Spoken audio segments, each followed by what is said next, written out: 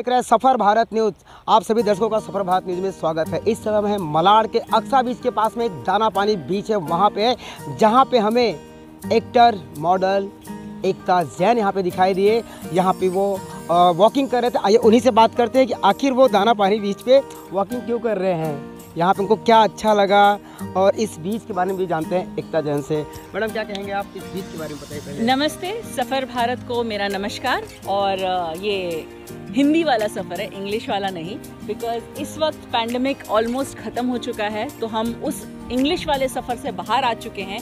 अब हम हिंदी वाला सफ़र शुरू करना चाहते हैं, तो I think this is the best opportunity कि इस मौसम पे, इस मौके पे सबसे ज़्यादा हमें इंडिया के ही जितने लोकेशंस हैं उसका टूरिज़्म बढ़ाना चाहिए।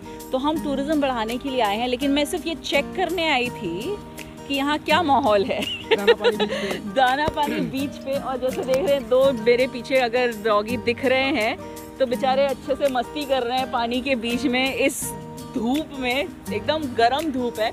तो मैंने इनको जब खेलते हुए देखा तो मुझे बहुत अच्छा लगा। तो मैं वहाँ से ऊपर से नीचे आ गई देखने के लिए कि ये कहते हैं कि अनकंडीशनल लव देते हैं, बहुत ही भोले भाले से होते हैं, इनको बाकी चीज़ों से कोई मतलब नहीं। अगर आपने एक रोटी एक बार दे दी तो ये आपके ज़िंदगी भर वफादार हो जाते हैं। ऐसे बेचारे से जो प्राणी हैं ये इतने मज़े ले रहे हैं। तो मैं देखना चाहती थी कि क्या मज़ा आता है यहाँ पर आके। तो मैं अकेली आई हूँ, आप पीछे भी देख सकते हैं, कोई नहीं है यहाँ आसपास। आप जब यहाँ पे आए होंगे तो दाना पानी, यस, दाना पानी का क्या तात्पर्य, क्या नाम, मतलब जहाँ तक मेरी समझ है, जो पत्थर हैं उसे दाना कहा जाएगा, और ये जो है ये पानी है। यहाँ पे दाना दिख नहीं रहा है, कुछ पत्थर दिख रहे हैं तो पत्थर है बड़े बड़े, तो ये जो दाने हैं बड़े बड़े और ये जो पानी है, तो ये दाना और पानी बन गया, जहाँ तक मेरी नॉलेज है।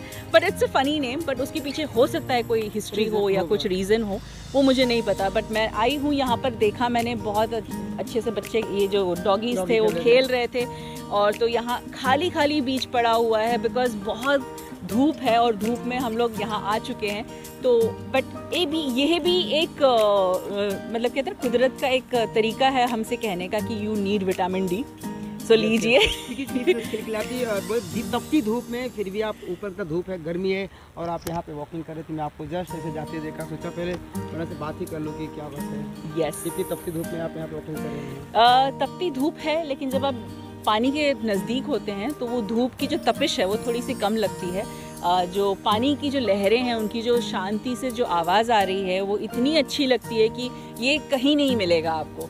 और अगर आप जैसे थोड़ा और शहर की तरफ चले जाएं तो इतनी ज़्यादा हॉन्किंग, इतने ज़्यादा पै पै पू पू हॉर्न, इतने ज़्यादा चिल्लाते हैं लोग। यहाँ पे मिलता है आपको, यहाँ पे बहुत ज़्यादा रिलैक्सिंग, बहुत ज़्यादा रिलैक्सिंग है। एंड इट्स लाइक आप ऐसे अपने ध्यान से अपने मन में कुछ सोच रहे हों, आराम से कुछ अपने बारे में सोचना है, तो बस ये पत्थरों पे, ये दरिया किनारे रेत पे चलते हुए आप सोचते चले जाइए। बहुत अच्छे से अपने बारे में बताइए ना कि आपका कुछ प्रोजेक्ट है, क्योंकि आप एक एक्टर भी हैं, मॉडल भी हैं, इन्फ्लुएंसर भी हूँ इन्फ्लुएंसर्स भी हूँ। तो अभी एक्टिंग मॉडलिंग तो चल ही रही है, बिकॉज 2 साल से जो प्रोजेक्ट्स जो बने हुए थे, जो रुके पड़े हुए हैं, आई होप कि इस साल सारे रिलीज़ हो जाएं, तो आगे कहानी बढ़ाई जाए। बिकॉज यही होता है कि जब आपकी कोई प्रोजेक्ट कोई रुक जाता है तो उसके आगे का जो स्टेप होता है, मतलब नेक्स्ट प्रोजेक्ट आना या नेक्स्ट प्रोजेक्ट बनना, वो रुक जाता है, थम जाता है। तो उसकी वजह से काफ़ी लोगों का काम रुक जाता है। जब एक फिल्म बनती है तो कम से कम 1000 लोगों का घर चलता है। So that's what I believe कि अगर जब फिल्म बनती रहेगी तो ऐसे कई लोगों का घर चलता रहेगा। यस, सबका काम होता रहेगा, सब कुछ ना कुछ काम कर रहे हैं, तो बिजी रहते हैं, तो फिर आपका दिमाग भी सही चलता है, तो खुराफाती नहीं होता है खाली जो दिमाग होता है शैतान का घर होता है। तो जो खाली दिमाग नहीं रहना चाहिए, काम करते रहना चाहिए। तो इसलिए जब एक्टिंग और ये सब मॉडलिंग वगैरह चल रही है, बीच में थोड़ा पॉज हो गया, तो मैंने इन्फ्लुएंसिंग, मतलब मेरे सोशल मीडिया पे इतने ज़्यादा फॉलोअर्स थे कि मुझे इन्फ्लुएंसर्स का भी काम मिला। तो उसकी वजह से मुझे चीज़ें आती हैं, लोग अपने एडवर्टाइज़ करवाना चाहते हैं मुझसे, तो I do that advertise also. तो उसमें भी मेरा काम चल रहा है, उनका भी काम चल रहा है, तो वन वे और the other I am busy. दर्शकों को क्या कहना चाहेंगे अपने आप? मैं सफ़र भारत के दर्शकों को ये कहना चाहूँगी कि प्लीज़ अपने भारत की हर कोने को, हर इंच का सफ़र कीजिए और अपने ही भारत की टूरिज़्म को बढ़ाइए सबसे पहले, उसके बाद फिर कहीं बाहर जाने का सोचिएगा।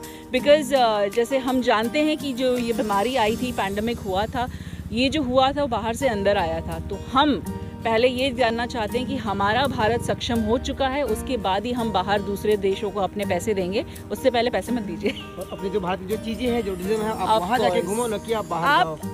आप ये देखेंगे, गौर करेंगे, अगर हाईवे पे चले जाए हर किलोमीटर पे भाषा चेंज हो जाती है। ये हमारी जो कहते हैं ना कि विविधता में एकता, संस्कृति है हमारी, विविधता में एकता। अलग अलग भाषा फिर भी एकता रहती है जी। और आपका नाम भी तो एकता है मैडम जी। इसीलिए मैं कहना चाहती हूँ कि ये जो हमारा विविध भारत है, इस भारत की पूरी सैर कीजिए, हर एक इंच इसका देख लीजिए, उसके बाद आप सोचिए कि कहीं और जाना है कि नहीं, बिकॉज हर एक चीज़ भारत में ही मिलती है।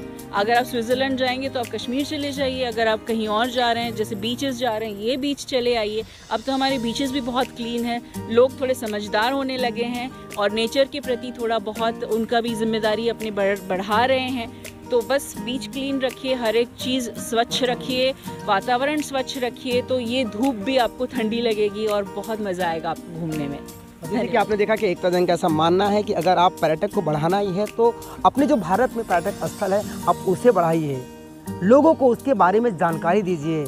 इसीलिए यहाँ पे आज एकता जैन मलाड़ के दाना पानी बीच पे यहाँ पे आए थे। मैं आपको एक बात और बताना चाहूँगा कि अक्सा बीच, शायद आपने गाना तो सुना होगा कि तुझे अक्सा बीच घुमा दो आ चलती क्या, वो यहीं पे है।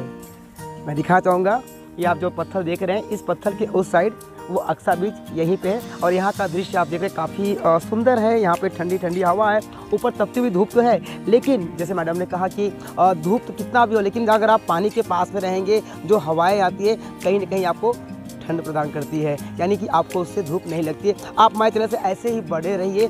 भारत में ऐसे कई जगह हैं जहाँ पे हम आपको ज़रूर दिखाएंगे। सफ़र भारत के लिए अवधेश राय की रिपोर्ट।